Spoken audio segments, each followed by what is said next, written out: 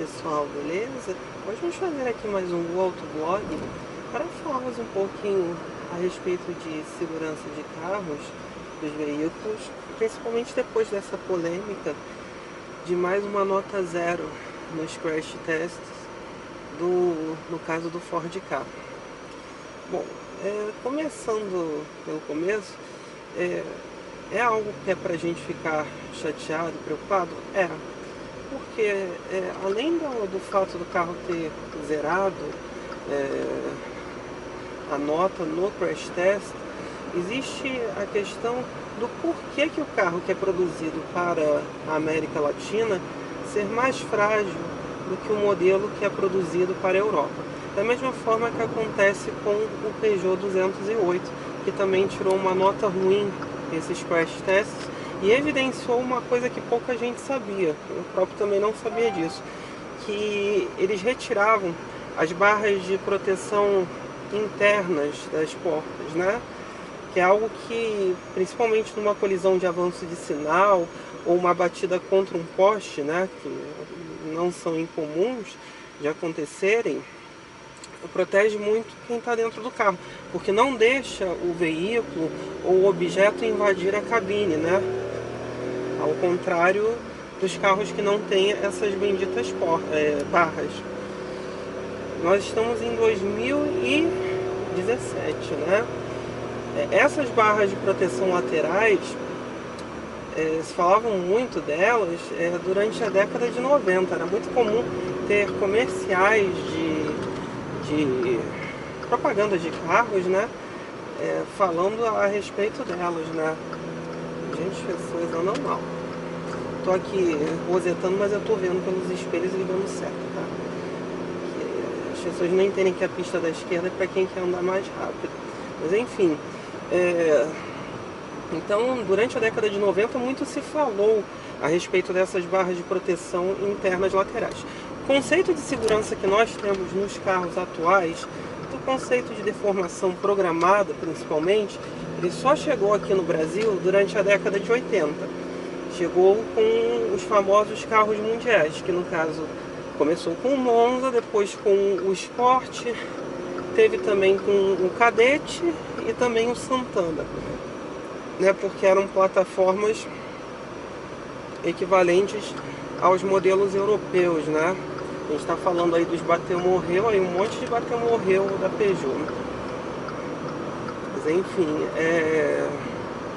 então muito se falou durante a década de 90, década de 80, que a deformação programada era a questão do carro amassar bem na frente, na traseira, mas não deixar e ter uma parte mais rígida dentro do habitáculo, né? Onde você fica dentro do carro para ter você mais protegido como se fosse numa cápsula. Mas ainda não se pensava naquelas barras de proteção laterais dentro das portas. Isso só aconteceu na década de 90 e eu acredito que o primeiro carro a ser fabricado aqui com elas tenha sido o primeiro Vectra, tá? Que era fabricado em CKD. Então, assim, isso melhorou muito essa questão, principalmente na hora que você sofreu uma colisão lateral, do carro não ser invadido, né? Você não se machucar. Ó, o aviso de limite de velocidade está funcionando. Eu não quero passar de muita velocidade, que toda hora eu tenho feito isso, né? Nesses vídeos. Mas assim, então o que acontece? Isso foi sendo priorizado. Aí durante a década de 90 veio a chegada do ABS, o airbag, né? Coisas que hoje são de série, que as pessoas não dão tanto valor, porque se não houvesse uma obrigatoriedade por parte do governo, elas continuariam não existindo em carros como esse daqui de entrada, tá? Não seriam vendidos, as pessoas não compram isso. Segurança é uma coisa que não vende. É só nós vermos a questão do controle de tração e de estabilidade que é oferecido em outros modelos por aí, e ninguém adiciona essas opções, né? Então assim, não há uma cobrança por conta disso. Agora, se nós formos falar de central multimídia, é o que não falta como opção na maioria dos carros, né? Questão de prioridade, né? Mas enfim, Então, essa questão da segurança, pelo menos do habitáculo, foi evoluindo com os anos, né? Foi evoluindo muito até. Só que de uns tempinhos para cá, por conta da preferência por se otimizar, principalmente o valor do carro, né? Ganhar mais lucro em cima de cada unidade obtida, modelos que são, entre aspas, tropicalizados aqui para o Brasil vão perdendo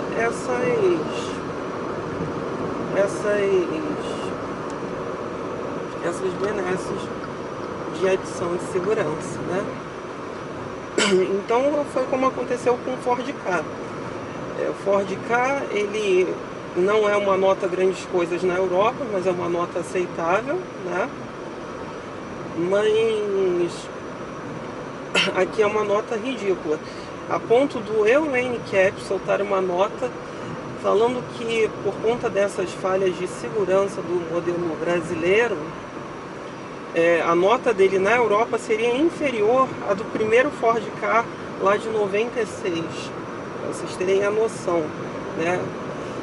E curiosamente, o primeiro Ford Ka que foi produzido, aquele que parecia um sapo, né? Ele tinha as barras de proteção internas dentro das portas. Até um fato que eu achei curioso: quando eu fui trocar os alto-falantes do Clio, eu achava que o Clio já não tinha, que aquilo deveria ter sido suprimido, até pelo peso do carro ser menor do que o peso da época que ele foi lançado, né? Mas não, ainda existiam as barras de proteção laterais lá dentro do forro da porta. Isso é um carro popular.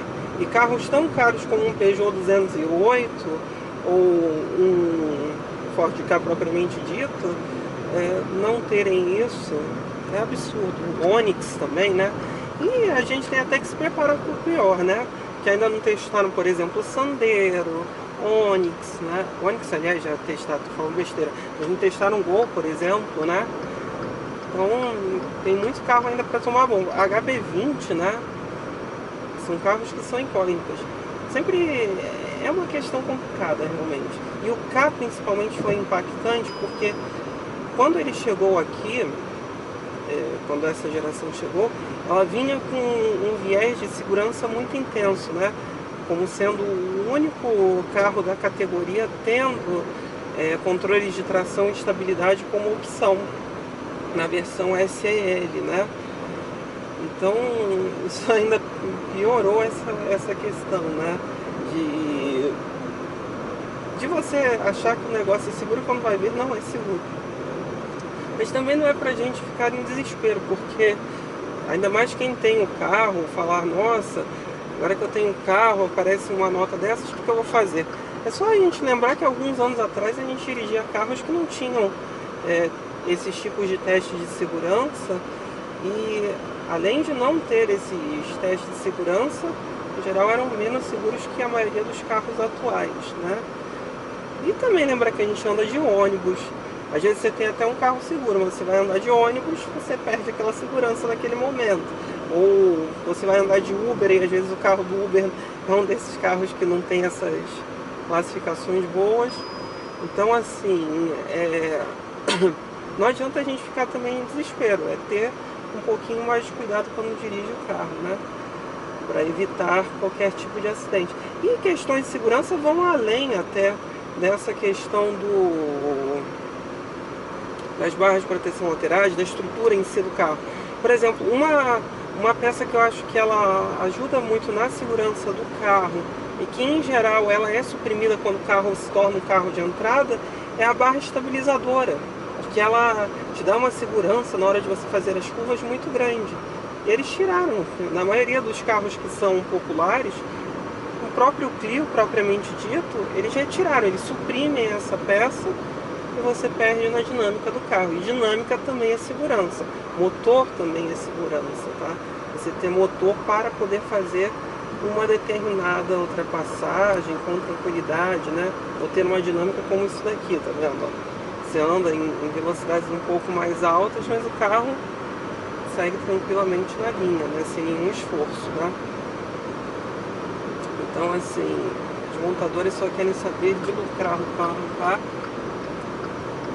e acabam não oferecendo produtos, né, que valem a pena, né, que realmente eles oferecem uma boa relação em termos de custo, de segurança, né? Nossa vida para eles não vale nada, né?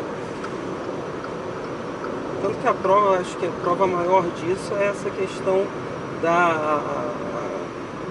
de usarem, né, o mesmo veículo, um veículo que foi projetado aqui no Brasil, utilizar formas diferentes de você ter, por exemplo,